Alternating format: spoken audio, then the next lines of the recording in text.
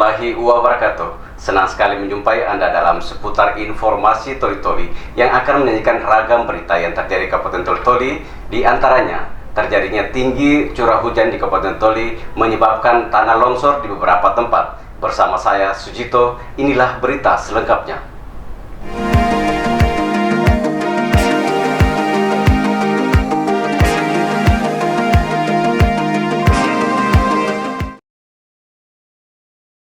Komisi Pemilihan Umum Kabupaten Toli-Toli melakukan rapid test untuk semua petugas penyelenggara pemilihan kepala daerah serentak di Kabupaten Toli-Toli. Sebanyak 1.282 orang yang di rapid test ini diharapkan pihak penyelenggara betul-betul bebas dari COVID-19. Hal ini dilakukan sesuai dengan peraturan KPU nomor 6 tahun 2020 tentang pelaksanaan pemilihan gubernur dan wakil gubernur, bupati dan wakil bupati, dan atau wali kota dan wakil wali kota serentak lanjutan dalam kondisi bencana non-alam coronavirus disease 2019.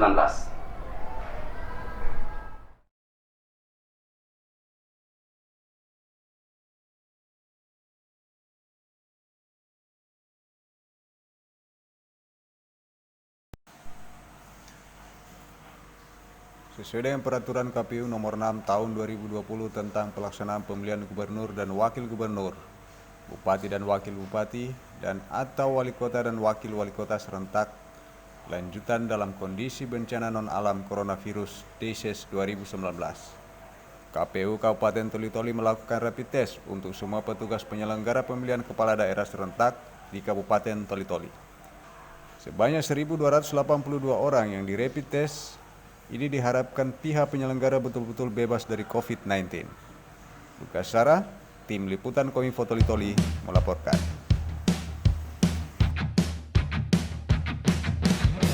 Tiba saatnya Indonesia untuk memilih. Bersama datang ke TPS, salurkan aspirasi. Langsung umum bebas rahasia, jujur dan adil. Demi Indonesia damai sejahtera, kita memilih untuk Indonesia menggapai cita lewat suara kita. Bagimu Indonesia, sukseskan demokrasi, jadi pemilih berdaulat, negara Indonesia kuat.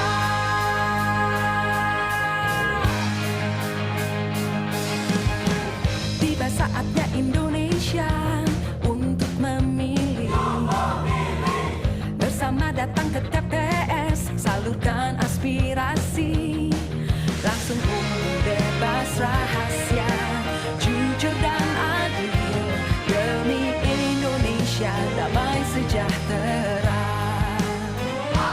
kita memilih untuk Indonesia menggapai cita lewat suara kita. Bagimu Indonesia, sukseskan demokrasi, jadi pemilih berdaulat, negara Indonesia kuat. Jadi pemilih berdaulat, negara Indonesia kuat. Selanjutnya Ibu Arsia. Tiba saatnya Indonesia untuk memilih. Bersama datang ke TPS, salurkan aspirasi. Langsung umum bebas rahasia, jujur dan adil. Demi Indonesia damai sejahtera, kita memilih untuk Indonesia menggapai cita lewat suara kita. Bagimu Indonesia, sukseskan demokrasi, jadi pemilih berdaulat, negara Indonesia kuat.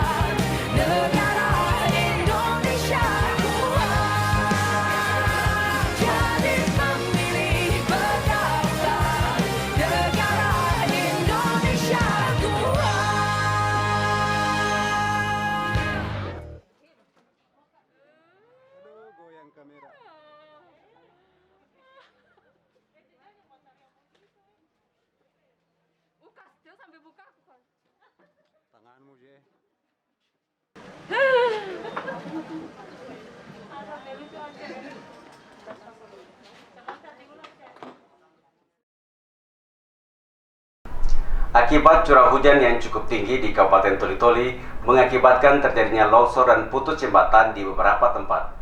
Badan Penanggulangan Bencana Daerah Kabupaten Toli-Toli yang dipimpin langsung oleh sekretarisnya langsung bergerak cepat menangani longsor di Jalan Trans Sulawesi Toli-Toli Buol dengan menurunkan bantuan alat berat dan beberapa personil dari pihak BPBD, kepolisian dan masyarakat di Kecamatan Dako Pemean.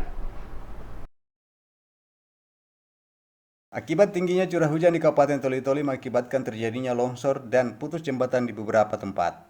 Sekretaris Badan Penanggulangan Bencana Daerah Kabupaten Toli-Toli langsung bergerak cepat dan menangani longsoran di Jalan Trans Sulawesi Toli-Toli Buol dengan menurunkan bantuan alat berat dan beberapa personil dari pihak BPBD yang dibantu oleh kepolisian dan masyarakat di Kecamatan Dako Pamean. Lukas Sarah, Tim Liputan Kominfo Toli-Toli melaporkan.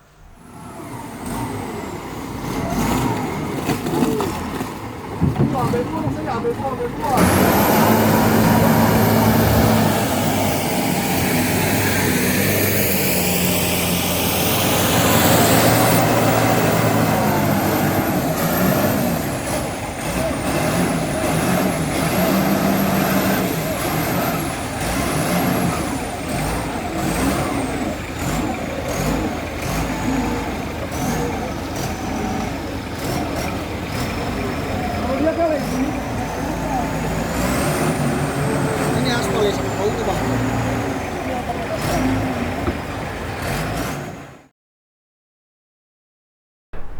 Seberapa pentingkah alat komunikasi jika terjadi bencana di suatu tempat? Dan bagaimana cara kita berkomunikasi jika di tempat bencana itu mengalami gangguan jaringan seluler atau rusak berat? Alat komunikasi apa saja yang efektif digunakan? Berikut wawancara Kepala Dinas Komunikasi dan Informatika bersama Kepala Pelaksana Badan Penanggulangan Bencana Daerah dalam acara Bedah Isu RRI Kabupaten Toli-Toli dengan topik bantuan komunikasi saat terjadi bencana.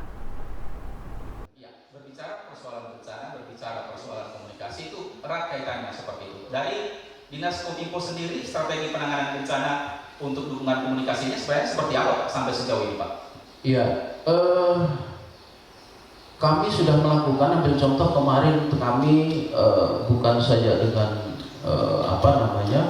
stakeholder yang ini, tapi semua elemen seperti saya sampaikan bahwa Kominfo ini adalah everybody citizen, semua menggunakan ini ya, baik itu digunakan untuk hanya sekedar hiburan ya, atau mengisi waktu sampai pada hal-hal yang teknis ya, seperti itu. Sehingga kami kemarin ambil contoh dalam hal ini, kami sudah mengantisipasi sedini mungkin melakukan kerjasama dengan kawan-kawan organisasi komunikasi yaitu RAPI maupun ORARI. Nah ini harapannya bahwa mereka inilah di mana-mana RAPI dan ORARI ini punya peran yang sangat kuat sekali ya. Artinya sangat dibutuhkan. Sangat sekali dibutuhkan karena itu adalah alatnya memang sangat sederhana ya, tidak memerlukan tenaga energi yang besar ya. Sehingga hal ini tentunya sangat mudah, sehingga melihat hal itu saya lakukan untuk melakukan kerjasama dengan dua organisasi komunikasi ini. Baik. Sehingga ini insya Allah akan menjadikan ujung tombak ya apabila terjadi sesuatu di wilayah, termasuk cuaca saat ini ya. Iya, tentunya seperti itu ya, dengan cuaca ini kita makanya nanti ke depan kami mau bikin posko ya, posko bersama yang ada di kantor kami yang gunanya ya salah satu adalah untuk kebencanaan. Iya, ya. Artinya memberikan informasi lebih awal kepada Dinas Kominfo kemudian dilanjutkan ke BPBD seperti itu. Iya, siap. Nanti itu mungkin secara ke depan akan seperti baik, itu. Ya. Baik. Bagaimana dengan kesiapan perangkat dan peralatan yang ada di Kabupaten Toli-Toli, baik milik pemerintah daerah maupun masyarakat, Pak Rudi? Iya, berkenaan dengan infrastruktur, ya, alhamdulillah ini juga kemarin kami mendapatkan bantuan internet satelit. Ya, itu sebenarnya peruntukannya itu untuk di wilayah, ya. Tapi karena saya ini dulu mantan kadis pendidikan, maka saya tahu persis bahwa ini lebih dibutuhkan oleh mereka. maka kami sebar di 10 kecamatan, ditempatkan kepada sekolah-sekolah yang black spot. Ya, ambil contoh kalau di daerah Bodede kita tempatkan di daerah Kamalu, ya, dan di tempat-tempat lain. Ini walaupun kecil tapi ini sebenarnya sangat bisa membantu ya, dalam hal informasi maupun hal-hal yang sifatnya koordinasi dan sebagainya. Baik, saya ke Pak Nur Alam, Kepala BPBD Kabupaten Toli. Ya, sebenarnya sampai sejauh ini apa yang dirasakan oleh BPBD Kabupaten Toli, Pak, terkait dengan sistem komunikasi kebencanaan yang ada saat ini, Pak Nur Alam? Terima kasih. Assalamualaikum warahmatullahi wabarakatuh. Melanjuti daripada apa yang telah disampaikan oleh Bapak Kepala Dinas Kominfo, Bapak Rudi Bantilan. Jadi memang betul Pak bahwa kebutuhan alat komunikasi di 10 kecamatan yang ada di Kabupaten Toli itu merupakan hal yang sangat penting bagi BPBD itu sendiri, karena itu merupakan suatu langkah pada saat BPBD mau melakukan tindak lanjut dalam hal penanganan kebencanaan apabila terjadi bencana di suatu lokasi. Ya. Tapi artinya Pak, bagaimana gambaran alat komunikasi yang kita miliki, sarana prasarana yang BPBD miliki sampai dengan sejauh ini? Mengingat kan kondisi cuaca Toli saat ini tidak menentu. Di Dungingis dan Kapas itu kan aksesnya sampai sejauh ini belum bisa dilewati. Sarana komunikasi ini seperti apa Pak yang kita punya, Pak? Jadi perlu kami sampaikan pula bahwa untuk saat ini untuk wilayah Dungingis dan Kapas perlu kami sampaikan kepada seluruh masyarakat khususnya Kabupaten Toli saat ini jalan itu sudah tembus. Pekerjaan untuk penggusuran tanah longsor yang terjadi sebanyak 7 titik, kurang lebih 2 km itu sudah selesai dilaksanakan. Dan untuk jembatan yang ada di desa di Dusun Mumunu, itu desa Lingada, itu akan ditindaklanjuti oleh Dinas Pekerjaan PU Provinsi. Itu mereka sudah ada di lokasi dan lanjutannya akan dilanjutkan oleh Dinas Pekerjaan Umum tingkat provinsi. Baik, Pak, kecepatan kemudian efektivitas penanganan bencana tentu akan dapat dicapai ketika ada dukungan komunikasi yang memadai seperti itu. Nah, untuk BPBD sendiri Pak, pernah nggak Pak menangani bencana di wilayah yang memang sulit terjangkau oleh sinyal seperti itu atau blind spot seperti itu Pak? Oke, jadi sebenarnya mungkin perlu kami jelaskan. Tentu kalau untuk alat komunikasi, kami dari BPBD menyadari betul bahwa kami sendiri itu dalam segi peralatan dengan alat komunikasi itu kurang memadai. Masih kurang ya? Masih kurang. Dan itu bukan menjadi kendala buat kami karena untuk BPBD sendiri dalam melaksanakan tugas pokok dan fungsinya itu berdasarkan Undang-Undang Nomor 24 Tahun 2007, Peraturan Pemerintah Nomor 21 Tahun 2008 tentang penyelenggaraan penanggulangan bencana, dan yang menjadi tolok ukur BPBD dalam melaksanakan tugasnya itu adalah Perda Nomor 5 Tahun 2016 tentang penyelenggaraan penanggulangan bencana yang merupakan turunan penjabaran fungsi daripada Undang-Undang Nomor 24 dan PP Nomor 21. Ditambah lagi kita juga mempunyai Peraturan Bupati Nomor 12 Tahun 2019 tentang kelurahan dan desa tangguh bencana yang terjadi di kabupaten. Nah, kalau kami dari BPBD serahkan tugas bagaimana kami membentuk di 103 desa 6 kelurahan itu terbentuk yang namanya kelompok masyarakat peduli bencana, dan pada akhirnya akan terbentuk yang namanya desa tangguh bencana.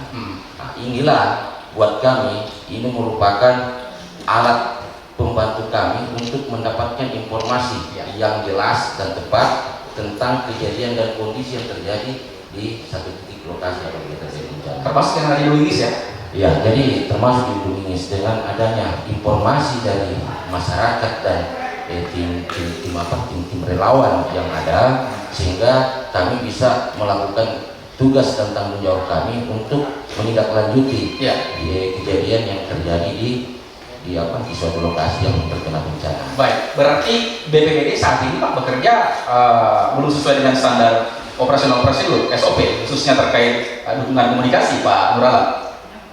Artinya bukan dinyatakan bahwa belum memadai seperti itu. Iya. Jadi perlu kami sampaikan di sini bahwa alat komunikasinya kita itu untuk BPBD sendiri harus dilakukan dengan membentuk daripada KIPB itu dengan tim relawan. Pak, kami sampaikan di forum ini bahwa untuk Kabupaten Toli sendiri dalam hal untuk komunikasi yang disampaikan langsung oleh tim relawan yang ada di tingkat desa itu belum memadai.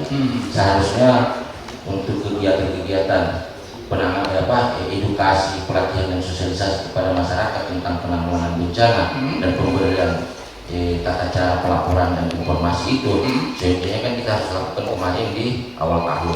Cuman karena terjadinya musibah mewabahnya COVID-19 sehingga kita harus undur untuk mungkin di bulan Agustus nanti baru kita bisa melaksanakan kegiatan-kegiatan tersebut. Baik, saya ke Pak Rudi lagi. Ini ada persoalan yang disampaikan oleh Pak Nur Alam, Kepala BPBD. Ini apa tanggapan dan support dari Dinas Infokom Kabupaten Toli dalam penanganan bencana, Pak? Iya, saya kembali lagi bahwa komunikasi itu adalah